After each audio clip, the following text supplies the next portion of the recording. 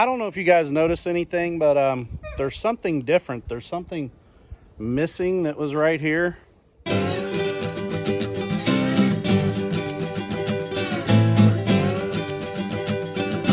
Well, here's the story. The brown truck is no longer with us. I finally figured out what exactly it was going to be, and I was tired of spending money. So, no longer have the brown truck. The brown truck isn't with me anymore. Well, you guys have seen this in the background, and I've mentioned it a few times. 2003 Ford Ranger. This is gonna be my new project. We're gonna make a project truck out of this. First thing that has to be done is, had a blown up 4.0 Sohc single overhead cam engine. That engine I've got to overhaul. When I got it, it was like completely tore apart in pieces everywhere all over this guy's shop. So it's taken me a little while to gather everything up, get everything. I've completely overhauled the bottom end, new pistons, new bearings, honed all the cylinders, had the heads re-gone through. Now I'm got them all bolted down, and now it's time to do the timing on that 4.0. And I'm going to tell you something. If you've never heard of the timing on a 4.0 single overhead cam Ford, you don't know what hard is. Like, it's not physically hard, but they couldn't make it any more complicated if they wanted to. You have to have special tools, and there is nothing on this that is keyed to hold it in place. Like on other engines, you line up all the dots and everything, and then it's in time.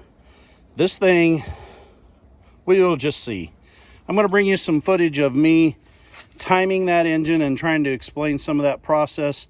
That's where we're going to start this series on the 2003 Ford Ranger. So if that's something that you like, you might stick around and come back for more. But with nothing else, here's a video of me timing it. So like I said, the engine was blown up. Actually, the timing had jump timing on this 4.0 Sohc single overhead cam Ford engine out of the Ranger. So what had happened was the timing cassette here had been bad, and it jumped teeth on the passenger bank. When I got the engine, it was in pieces. So I've overhauled the engine. I've put brand new rings, all brand new bearings, new gaskets, had the heads redone. Now I'm going back together with timing. The timing on this engine is very, very complicated. So I'll catch you up to where we're at right now. We've installed, where the camshaft used to be is what we call the jack shaft now. I've installed it. I've dropped this chain to the front head down in after I installed the slack adjuster and tensioner bracket. I've already torqued this bolt right here to 168 foot-pounds. I've installed this bolt that holds the top part of the cassette in. It torques to 108 foot-pound or inch-pounds. Our sprocket is just setting on there right now, and note it sets with the recess to the back. My camshaft I've now put on, but if we look, this bolt is barely even finger tight, so the sprocket will actually turn on the camshaft without the cam turning. If you notice, I don't have any rockers in, and our camshaft's just setting here so that we can do the timing on it. Now I've moved back to the back part of the engine to do the right hand head. So I've dropped the timing chain down through the hole with the sprocket, and I've got it installed on the end of the jack shaft. This bolt's the same way, barely even tight, just enough to hold the sprocket on. Now I have to install the tensioner on this portion, not tensioner, but the adjuster and guide cassette. They call it a timing chain cassette.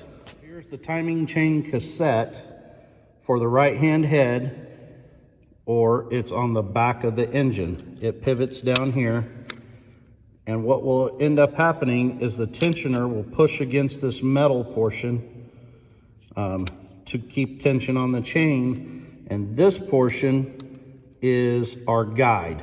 Now we have to fish this down in here and get it to line up with the bolt hole so that it's in position and ready.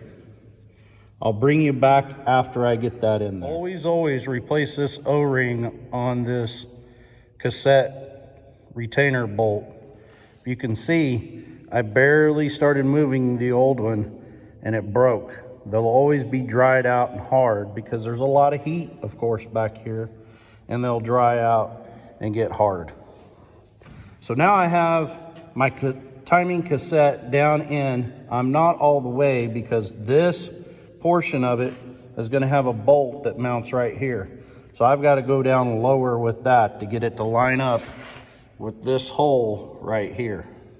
So it should look like this. We got our lower cassette bolt threaded in by finger tight. We got our upper cassette bolt down in that groove, threaded in finger tight. Always look down in here, make sure your chain's in the right place.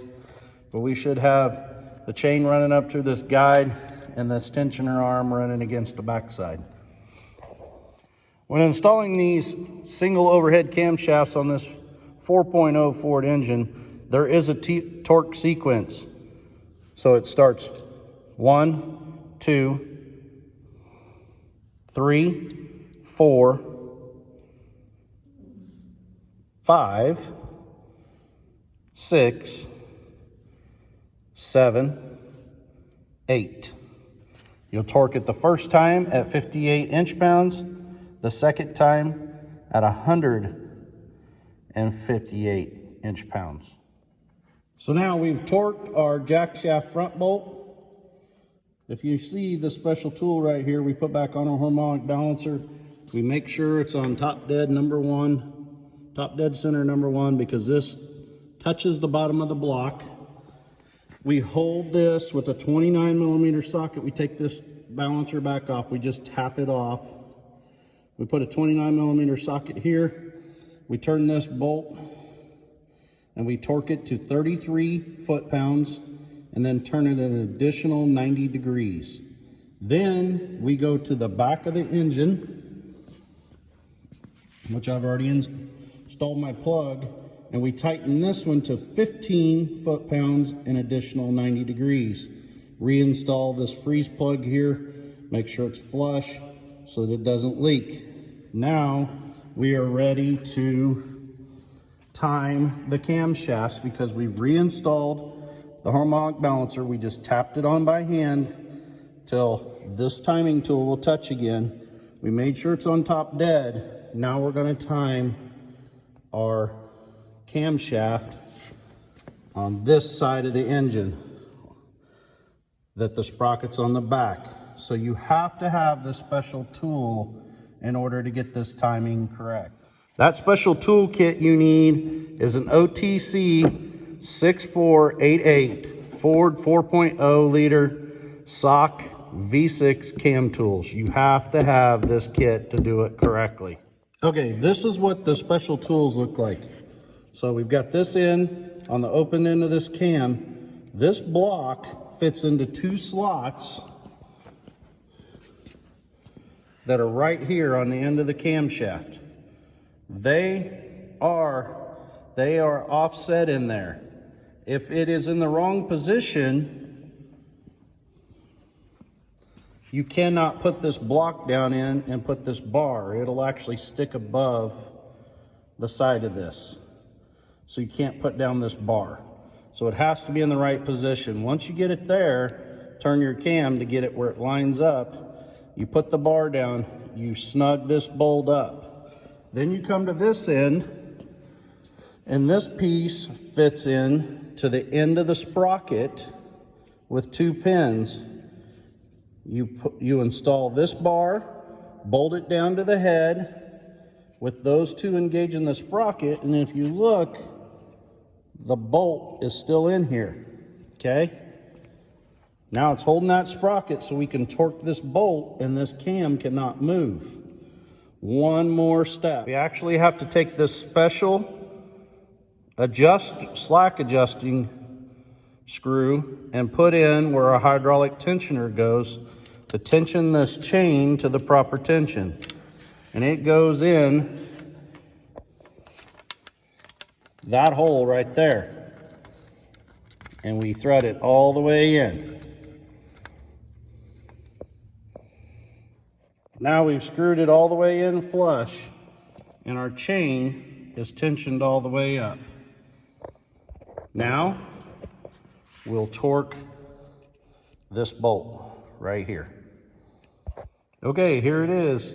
We're going to torque this down to 65 foot-pounds. Remember, this one that's at the back of the engine is left-hand thread, so we're going to turn the opposite direction as normal to tighten it up. Torque it to 65 foot-pounds. That will lock this bank camshaft to the jack shaft, so our timing is correct. Okay, now that we're done torquing that, now we remove the special tensioner, special tool, and we install the actual tensioner in this hole. Now torque this to 32 foot-pounds.